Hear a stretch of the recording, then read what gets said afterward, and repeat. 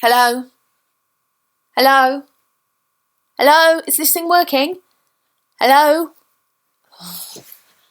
Hello? Errol! Errol! Can you hear me? I think you're on mute. I think you're on mute.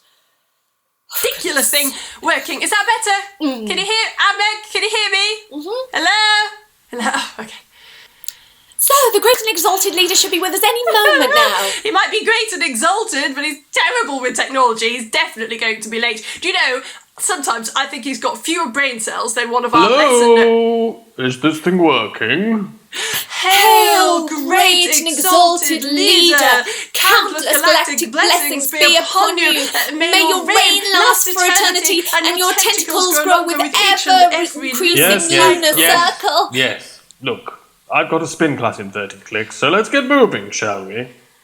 Ara and Alec, you have been on the planet known as Earth for one rotation around its sun, and you have yet to complete Project Super Creature. Your mission was simple. Select the best creatures, features, and combine them into one super creature. Today, you will both be given the opportunity to explain why your team should continue on Project Super Creature. Do you understand? Yes, great and exalted leader. I see you've both made some attempt to adopt the appearance of these humans to blend in. Not entirely sure you've understood the briefing notes, but as we've not received any major alerts, it seems to have worked. So who will present their work first? Oh, I will. Yes. Oh, I will. No, I will. No, I I am going first. I will. I spoke up first. I will. I'm going first. It's my time. Silence! Now, Amek, you will present first. Thank you, great and exalted leader. So, my team has currently been researching into the wonderful... Mommy! No, now, darling, Mummy's a little busy. So... Mommy, I need you. Please excuse me, great and exalted leader. I shall be right back. Well, Errol, it appears you have the floor. Thank you, great and exalted leader. My team and I have recently had a major breakthrough, actually. We've discovered something absolutely... No, you cannot have a chocolate biscuit. You interrupt the most important meeting of my career for the sake of a chocolate hobnob! As I was saying, we've recently made an extremely important, significant breakthrough, Errol, which will lead... Errol, a question. What is a chocolate hobnob? A chocolate hobnob? Yes. A chocolate hobnob. Well, it's a chocolate-covered biscuit. Chocolate biscuit? Well, a biscuit is a sweet, crumbly food item. Humans often dunk it in their traditional beverage of tea. And chocolate is a brown, sticky substance said to cure all ailments on Earth. A chocolate biscuit is a biscuit coated with chocolate. Do you currently have some of these chocolate biscuits in your domicile? Yes. Send them to me at once. Oh, but leader, we are in the middle of a Are meeting. you questioning my judgment? I am the great and exalted leader of the known universe, and if I say it is imperative that I receive these chocolate biscuits, who are you to defy me? I'll use the meta-transporter to send them straight away, leader. My humblest apologies, great and exalted leader. Leader? Errol? Leader? Is everything all right? Very much so. I am devouring your earth delicacy of chocolate hobnobs. Chocolate hobnobs? Oh, the most divine thing I have ever tasted. If you think they're great, you want to try Oreos. Oreo? No. Okay then, shall I get started? Proceed. When considering a super creature, my first thought was the speed at which this animal would move. So my team and I have been researching an African cat called the cheetah. You see, the cheetah is... Obvious. Of course it's obvious. The cheetah is the fastest land animal on this planet. It can reach up to 120 kilometres per hour. Yes, but it can only keep those speeds up for 30 seconds. After that, it gets too hot. It can't release body heat fast enough, so it could be very damaging to its health. Once it gets to 40.5 degrees, it has to stop. What good is that? Well, what have you chosen then? Peregrine falcon. A what? The peregrine falcon is the fastest animal on Earth. It's a bird which can get up to 200 miles per hour by flying high into the sky and then diving down. So it uses gravity to attain such speeds. Yes. Oh, Errol, you have made a human schoolboy error. Earth is a larger planet than ours. It has 10 units of gravity, whereas our tiny planet only has 2. So if you drop something on our planet, it moves a lot slower. No animal would attain those speeds on our planet. The cheetah will have to do. What else have you got? My next thought was vision. A super creature must have excellent vision. So we have been studying the chameleon. The chameleon has 2 eyes which can move independently of each other and can rotate to almost 360 degrees. So the creature can be looking forwards whilst looking backwards simultaneously. What more could a super creature want from its vision? Well, I can go way better than that, leader. Why stick to light that we can see?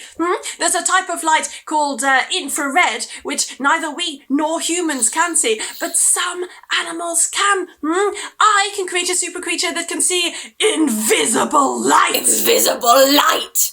What? Snakes. Oh, Snakes. Snakes can sense infrared radiation, okay? Humans can't, we can't, but they can. Look, this human teacher on the YouTube has a video that explains everything. Let me put that up for you.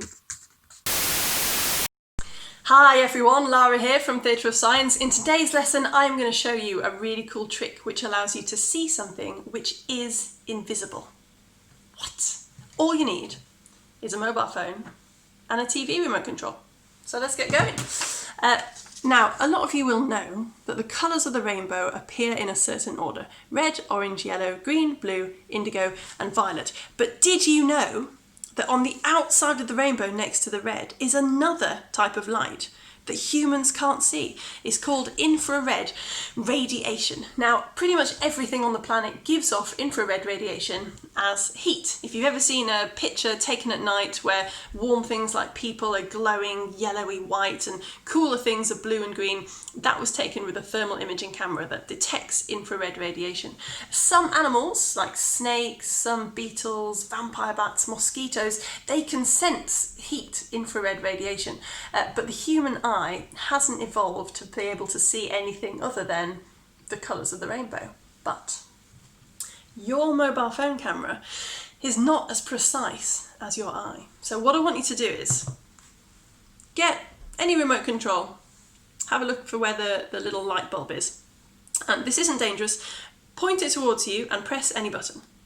You should see nothing because TV remote controls work using infrared radiation, which you can't see. Now, get a mobile phone camera and shine your remote control into your mobile phone camera. Are you ready for this? What? You see that flashing? Whoa, you are seeing infrared radiation. Wow. Lovely kitchen. So we've got super speed and super eyesight. What else have you got? of course, a super creature must have super strength. I have been researching the elephant. These creatures are tanks. They can lift 9,000 kilograms, which is almost 150 of these Earth human beings. They are so strong. No, let me stop you right there. Amek, you're thinking too small, or should I say too big. My super creature, the dung beetle. The dung beetle. They're tiny. Yes, but relative to their size, they're the strongest animal on the planet. Did you know that they can pull up to 1,140 times their own body weight? It's incredibly strong, and I have a shrink ray with a reverse setting. Boom! Drops Mike, lives building. Well, I have found a creature which is much smaller and much more super than your dung beetle. The pond skater. What can that do? Oh, nothing much. Just walk on water. I also have a video from your science human to prove how my creature is superior to yours. Hi everyone, Lara here from Theatre of Science. Today we are investigating water surface tension. Now, water particles have a pretty special property. They're slightly attracted to each other. So water particles form bonds with the water particles around them in all different directions, except the ones on the surface can't form any bonds above them, so they form extra firm bonds with the ones to either side of them. And that gives us this beautiful phenomena called water surface tension. If you've ever looked at a glass of water, you might have noticed it sort of looks like it's got a skin on it. Now, some animals, the pond skater, pond strider if you're in the US, or the Brazilian pygmy gecko, they are very light and they've evolved to be able to walk on water. Now, I don't have any pond skaters, sadly, but you can look at these effects with a very cool activity. All you need is a bowl of water, some black pepper, and a tiny little bit of washing up liquid. So the first thing you do is grind, doesn't matter if you've got pre-ground black pepper, put the black pepper into the bowl of water. This. There we go. Get it a bit closer so you can see. And then get a good dollop of washing up liquid on your finger. Put it in the middle of the bowl of water and watch what happens. Oh, look at that! So the water particles are fleeing to the sides of the bowl where the surface tension is still high because the washing up liquid is breaking up the surface tension, and the pepper is getting dragged along with those water particles. So there you go. That's water surface tension for you. Don't forget to look up Theatre of Science on YouTube and subscribe to be able to see all my previous lessons. I'll see you soon. Bye! It sounds to me like you've both been working very hard, and I, for one, am very excited to see these incredible super creatures you've come up with. So come on then, let's see them, the bountiful results of all this exploration, the perfect creature specimens that will evoke awe, fear, and adoration across the galaxies for millennia to come. Ameg, reveal your glorious super creature. Ta-da! Ameg, what is that? Oh, that's my super creature. Right. And it's meant to look like that, is it? Well, we had a few issues with the splicer. You see, it seems that you can't actually put these things together without twisting. Harold, show me yours, please. Oh, well, while we're talking about issues, I must quickly note that the genetic combinations of my creature did lead to some unexpected side effects which could not have been accounted for, and actually, given the circumstances... Harold, just show me. Okay, here we are. What on earth is that? That's my super creature. We call it Terence. Is it eating poo? Well, it's taking the tiniest morsels of poo out and leaving the bigger bits just scattered around the office. And that's what dung beetles do. You see, the very tiny bits have nitrogen in, which the dung beetles use to build muscle. Right. Does it do anything else? Well, it can sense infrared radiation. It can sense heat because it's got the head of a snake. But unlike snakes, it has a warm body, you see, because of the bits of bird it's got. So it's a bit confused because it's blinding itself with its own heat. So, no. Frankly, and I say this with all due respect, but both of you have failed quite spectacularly. I mean, these are ridiculous. Ameg, where's yours now? Well, you see, Leader, it turns out that a pond skater's legs can't hold up the bits of an elephant, so it collapsed. Now it's just sat in the lab, wiggling its weird eyes about. So what you're telling me is that despite all the time and resources that have been lavished on this project, the only thing you two have managed to discover is that we can't use any of these Earth creatures to form one single super creature. Yes, That's correct, exalted leader. leader. Yes. See, it seems that while these creatures were amazing, they needed the elements, the other elements, you see, like bits of their body, the environment that they live in, that sort of thing. It turns out that you can't just smush bits of animals together to create one super creature. I see. I'm sure with further research, I think with a bit more modification of the funding, project, we could... Silence! The project is done. Amek, you will leave Earth immediately and return to our planet in disgrace. Arul, you will stay on Earth and procure as many chocolate hubnubs as you can. You will report and send samples to me on a daily basis. Do you understand? Yes, leader. Meeting adjourned. Thank you, Thanks, great and exalted leader. Countless galactic May blessings be upon countless you. galactic May your reign blessings be last upon eternity, you. May your and reign your tentacles last grow for longer with millennia, each and every may your passing tentacles cycle with he's every gone. passing... Oh,